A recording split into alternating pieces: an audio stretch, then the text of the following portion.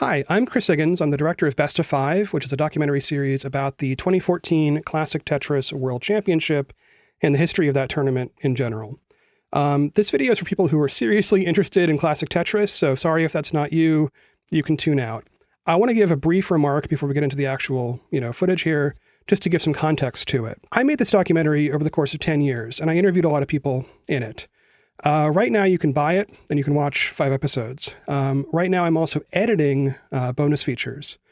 Those bonus features are extended interviews, extra matches, deleted scenes, things like that.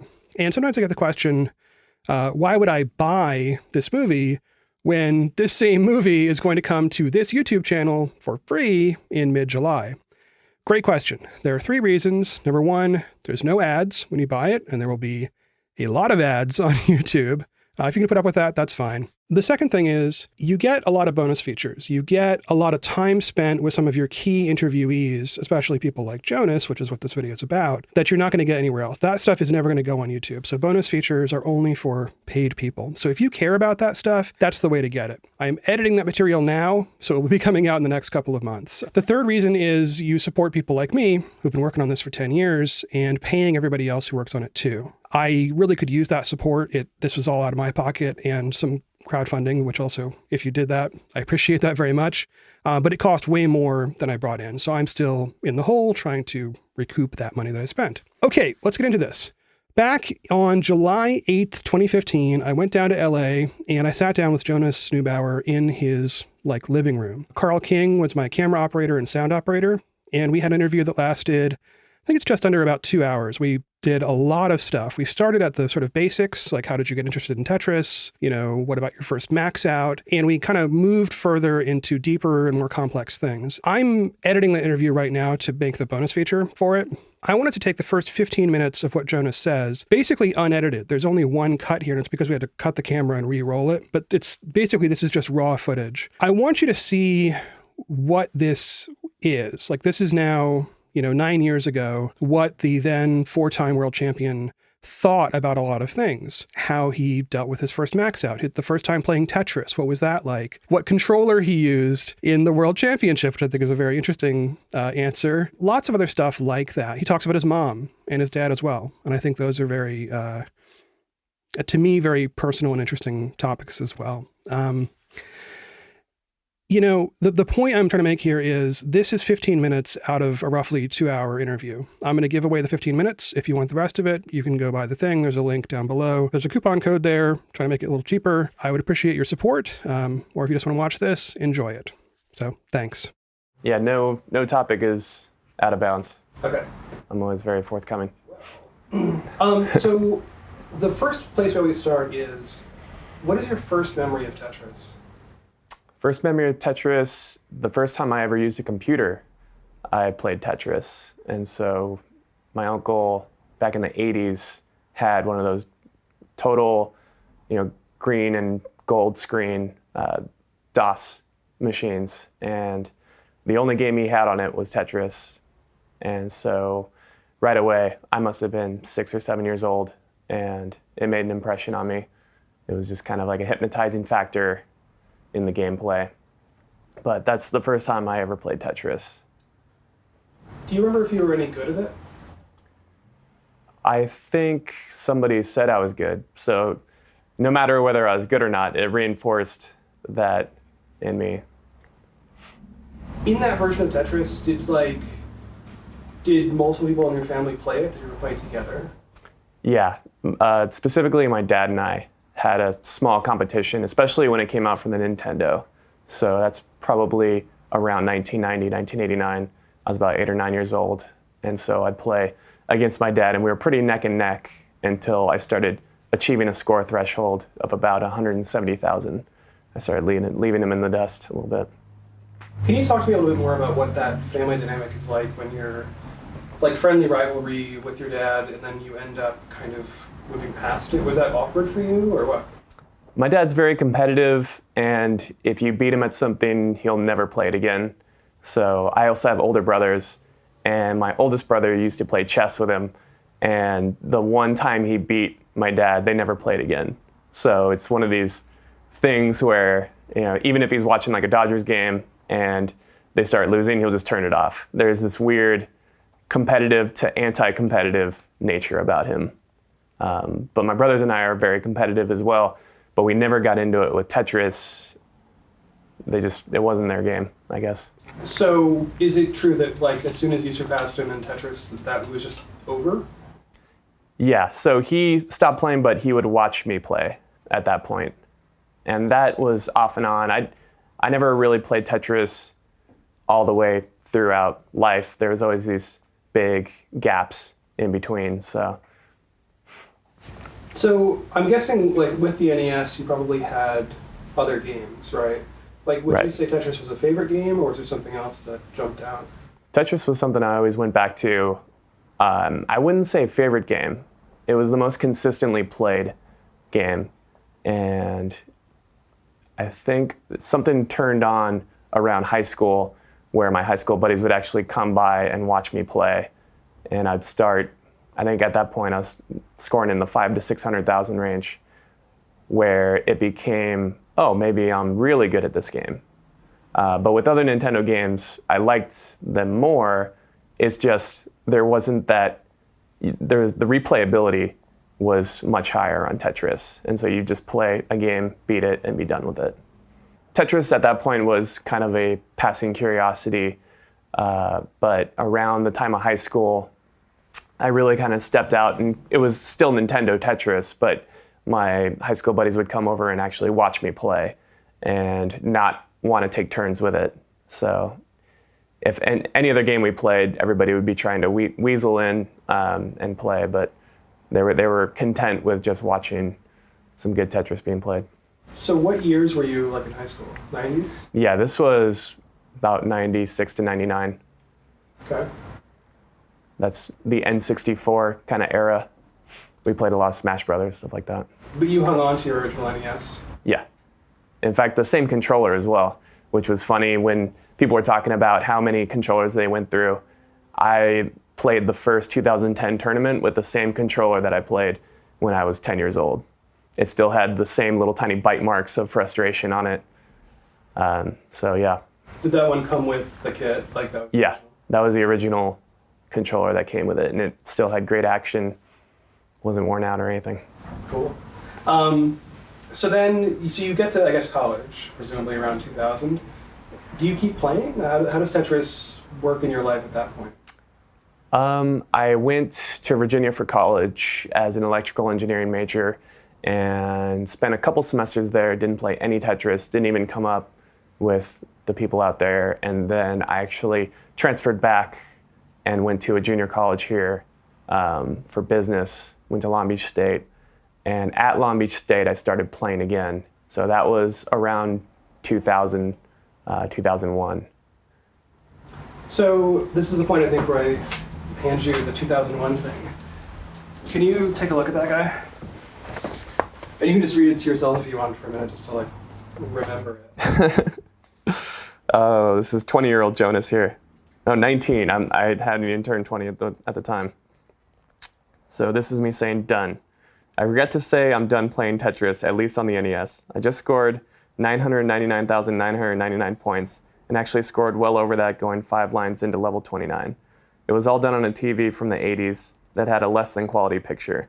I'll be posting pictures of the score in my messy room once I kill the roll of film and get my hands on the scanner. Let me say this. As far as I know, this is the first documented score of maximum proportions on the NES, which leads me to believe that this is the first time anyone has ever handled Tetris like I have. In addition to that, any knowledge of a max-out score without a reasonable date of accomplishment will be regarded as after my max-out. This might fall on unwelcoming ears, Jake, but I have just surprised myself with the Tetris skills I have built, and I truly hold myself in high esteem as being the best NES Tetris player to ever walk and eat and and run and play and surf and drive and sleep on this earth. To all of you Tetris players out there, I'm sure if you keep at it, you'll be saying the same thing after you max out too. Smiley face. I might come out of retirement to make an MPEG video of one of my Tetris games, taped and dubbed as a quasi-tutorial for all of you to peruse. Anytime you guys need any hints or help with the game, just email me or post here. I'd be happy to help. Tetris was a fun hobby. I guess I'll take up something else now, perhaps. Lates. Jonas Neubauer, age 19. I don't surf at all, so I don't know where I was coming with that, but cool. A little cocky. That seems very 19. Yeah, a little cocky, but also humble at the end with the offer to help. So you got a little bit of both worlds. Obviously, I was not done playing Tetris, but I think universally people have that feeling where they're like, I'm done with this game. I've done whatever, It's that kind of the finality of the max out. Did you know that there was a max out score when it happened? Did you know that it was going to stop at 99999? Not really.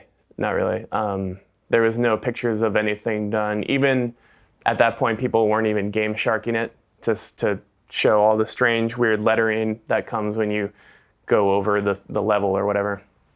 So I had no idea what would happen. So do you remember at all, like I'm assuming night that you had that max out?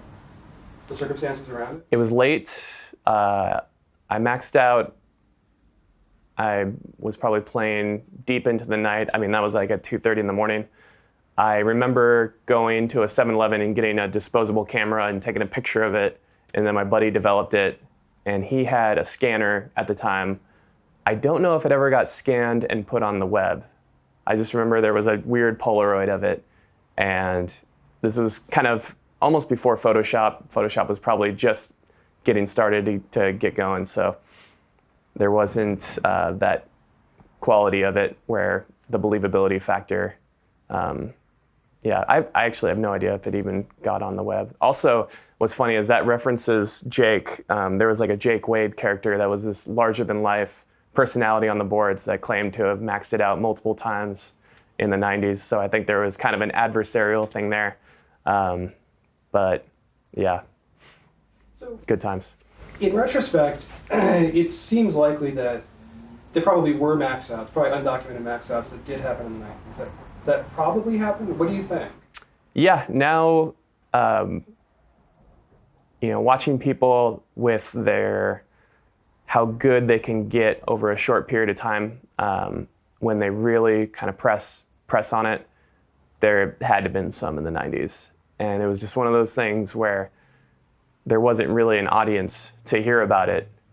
When people were going on excite.com and all these, first Web 1.0 websites. So yeah, I think when you're 19, you want to, put your stamp on the world. And so I was probably just in my own little kind of bubble there. But looking back and just seeing kind of the insane progress that a lot of the competitors have made, it's tough to say that there wasn't a max out in the 90s. So you maxed out in 2001, 9 years pass or something. What happens that brings you into competitive NES Tetris? So I made a tape with Trey. It was a VHS tape that he put online. And then when YouTube started getting going in 2007, he transferred that video onto YouTube. And it had no sound. So I ended up putting up another video of a level 19 max out on the web.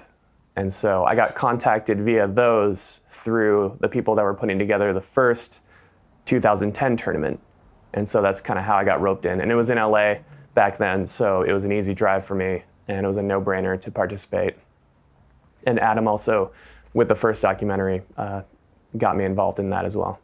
So when you go to that first competition, I know, regardless of whether you overestimated or underestimated your abilities, did you think, I got this?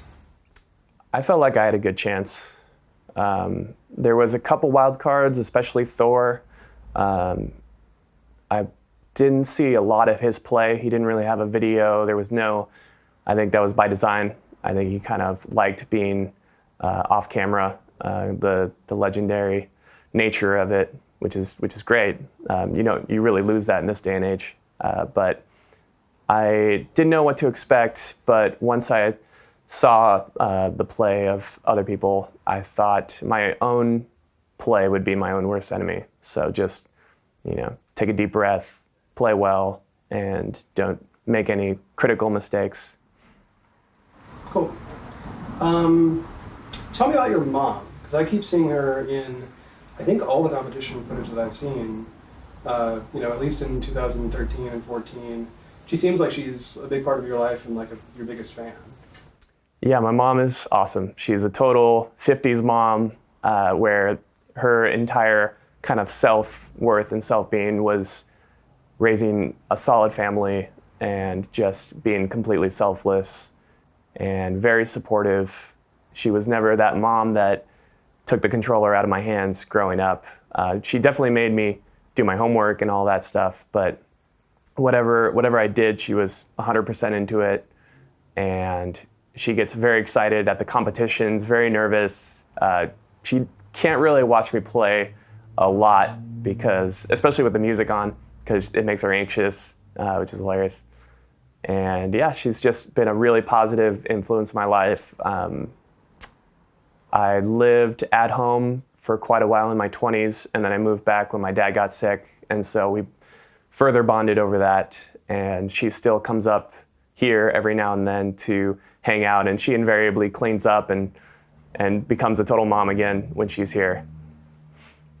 So when you go to these competitions, which has now been 5 of them, this must be like a whole production to get you there, get your mom there, now your fiance, now wife, all these people. Like, is that expensive to do? Is it difficult?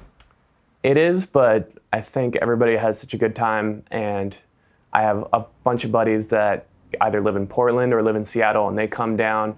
I was surprised to be one of the only competitors with an entourage at most of these competitions, but I think you don't really have to. They have to talk me into going in the first place, which is because I'm not a very competitive person, and so they, the last couple of years, they've had to really kind of get behind me and get me practicing and get me playing, booking the hotels and stuff like that. I always book at the last minute. I'm just bad at any of that. So I'm interested in the distinction between talent and skill. So talent, sometimes people are just born good at something. And it's possible that the first time you played Tetris, you had some native talent for that. But clearly it took you then 15 years or something to develop the skill of being able to do a max out.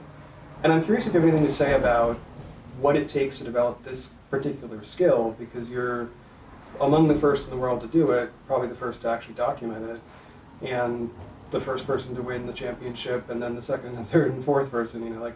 You've done a lot to train yourself, and I'm wondering how much that helped you versus just native ability.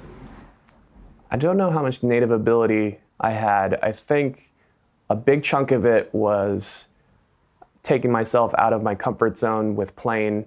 I think a lot of people get comfortable with playing a certain way and a style.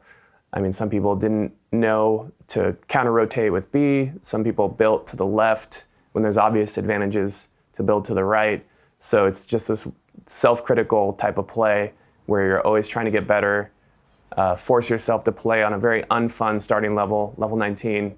I remember being maybe 13, 14, and forcing myself to play on 19 when I was just couldn't even get 10 lines on it, and getting frustrated, literally tears of frustration, I remember that, and just powering through it. And I think it was skill over talent. I don't think I had an innate ability to play Tetris. I noticed that amongst my friends, I tended to be near the top 3 in a lot of games that we played competitively, like Smash Brothers. So there was definitely a hand-eye coordination thing, but still, I think that was hours put in on the clock rather than just being innately hand-eye coordinated. So again, if you want to see the rest of this, like the other, hour and 45 minutes, that is coming as a bonus feature for people who pay for Best of 5. There's a link down below. There's a coupon code. Use it. It works out to about $20 if you use the coupon code to buy the 5-hour series and the probably 2 to 4 hours of bonus features that I'm currently putting together. So you'll get those. Those will come when they're available. And you're going to get other stuff like, closed captions in multiple languages, great stuff like that. I appreciate your time, and I'm going to get out of here and get back to work on this. Thanks.